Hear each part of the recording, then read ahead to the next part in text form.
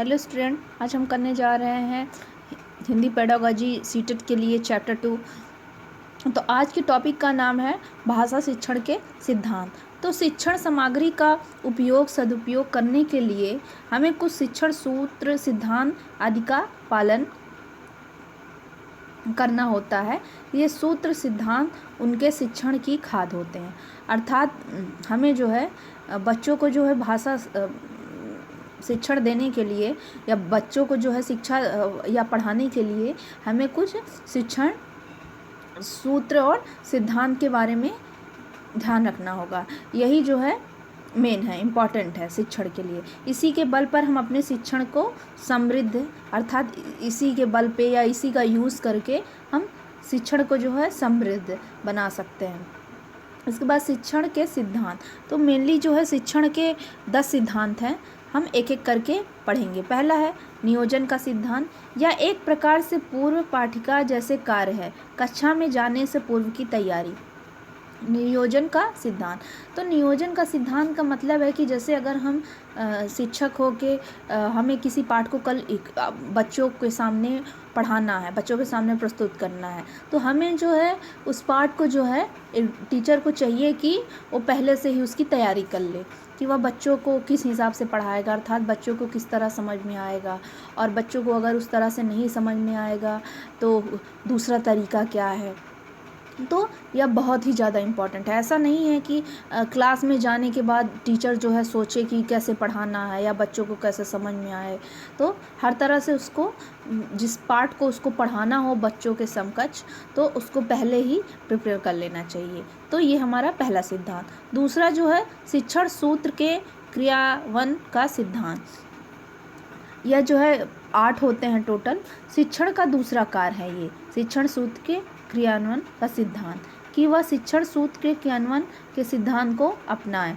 तो पहले जो टीचर जो है किसी चीज़ को जब पढ़ाए तो सरल से कठिन की ओर जाए। ऐसा नहीं है कि पहले किस बच्चे को क ख ग घ ना आए और पहले ही उसको शब्द लिखना सिखाए।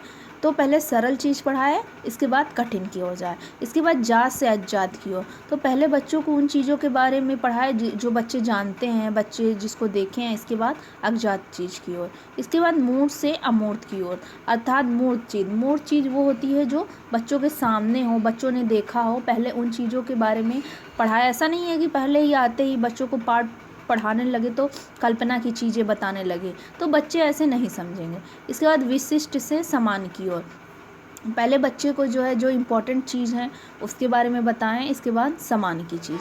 इसके बाद 5वां जो है अनिश्चित से निश्चित की ओर, पहले जो अनिश्चित है उसके बारे में बताएं, फिर जो निश्चित है उसके बारे में बताएं। पूर्ण से अंश की ओर, पहले बच्चों को जो है संपूर्ण बताएं, इसके बाद उसको छोटे छोटे टुकड़ों में करके बच्चों को पढ़ाएं। इसके बाद आगमन से निगमन की ओर। आगमन क्या होता है? आगमन क्या होता है कि पहले बच्चों को अच्छे से परिभाषित करें किसी चीज़ को, इसके बाद एग्जाम्पल दें।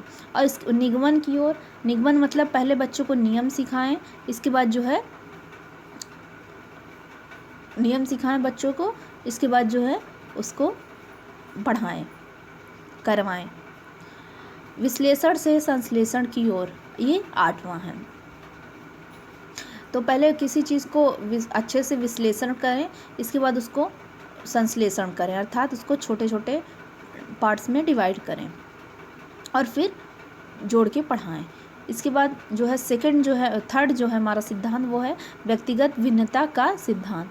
विभिन्न भाषा परिवेश परिस्थिति से आए बच्चों की अपनी भिन्नता से बावजूद पढ़ सकें। अर्थात ऐसा नहीं है कि कोई बच्चा जो है कोई और जगह से हो, किसी और कल्चर से हो, और कोई बच्चा किसी और कल्चर से हो, तो जो है हमें हर तरह के बच्चों का ध्यान रखना है। इसके बाद अनुपात एवं क्रम का सिद्धांत, इसमें क्या है कि इसके अंतर्गत ऐसा है कि ऐसा नहीं है कि बच्चे को पहले लिखना ही सिखा दें।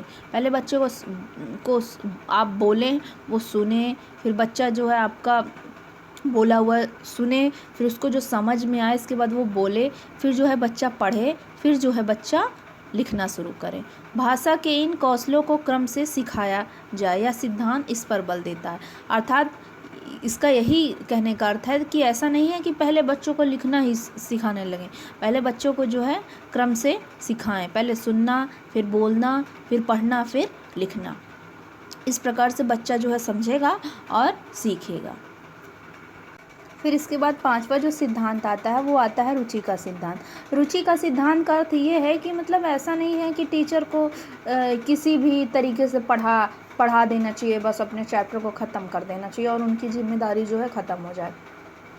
यह सिद्धांत यह कहता है कि शिक्षण रुचि पैदा करने वाला, रुचि जगाने वाला होना चाहिए, इसलिए विभिन्न शिक्षण सूत्र और शिक्षण विधियों का प्रयोग करें।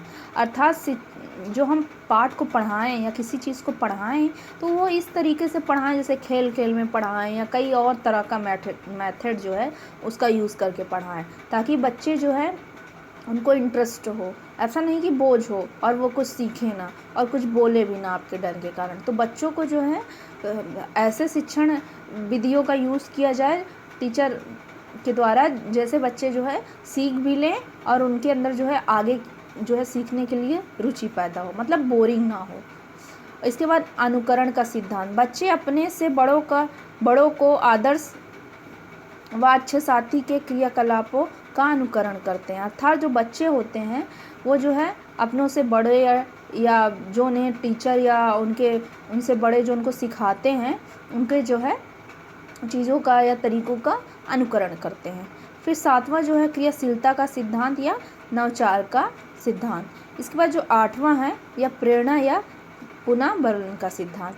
अर्थात जो है शिक्षक को ये चाहिए कि जो है बच्चों को अच्छे से कोई चीज़ पढ़ाए और अच्छी तरीके से उससे बातचीत करे और अच्छे से जो है अच्छे शिक्षण सामग्री और विधियों का यूज़ करके उसको पढ़ाए और पाठ में जो पढ़ाए तो पाठ पढ़ाने के बाद जो उस पाठ का शीर्षक निकले उससे जो है उसको अच्छे से बताए, जिससे क्या होता है कि बच्चों के अंदर प्रेरणा आती है और पुनर्बलन होता है किसी चीज़ को करने के लिए। वह इसके बाद सहानुभूतिपूर्ण का सिद्धांत।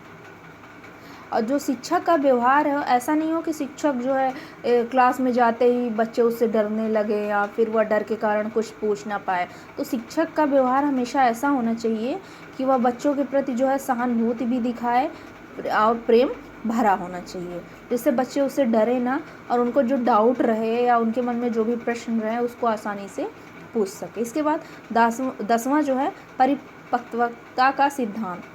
शिक्षक अपने कार्यों में परिपक्व हो, उससे वाचिक अव्यय हो, वह सही बोले। अर्थात शिक्षक जो है अगर वह अच्छा है, वो अपने कार्यों को सही ढंग से कर रहा है और नियम से और रुचिपूर्वक, तो जो है बच्चे जो है अवश्य अच्छे से सीखेंगे। और तो ये रहा हमारा सेकंड चैप्टर। हम बहुत ही मतलब इम्पॉर्टेंट पॉइंट रखते हैं क्योंकि आपको बहुत ज़्यादा पढ़ने की ज़रूरत नहीं है। आप अगर किसी चीज़ को जो है अच्छे से समझ लेंगे बस इन्हीं चीज़ों को, तो इतना बहुत ज़्यादा है, बहुत ज़्यादा नहीं रखेंगे क्योंकि समय भी कम है और इतना ज़्यादा पढ़ने की ज़रूरत नहीं है।